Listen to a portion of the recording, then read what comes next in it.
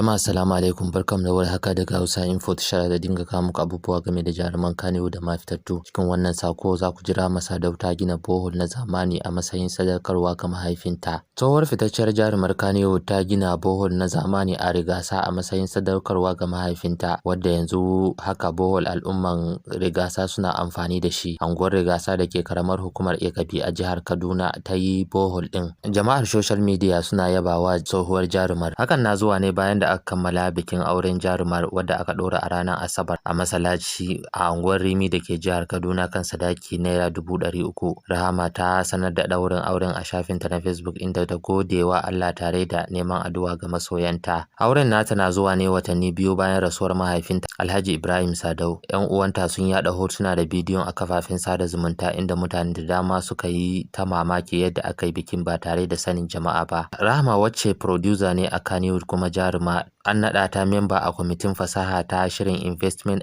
in Digital and Creative Enterprises. An ba ta makamin ne a 2024 karkashin ofishin mataimakin shugaban ƙasa Kashim Shettima. To masu sauraro, kasance da Hausa Info domin samun abubuwa game da jaruman Kannywood da ma fitattu. Kar ku manta ku danna subscribe. Mun gode.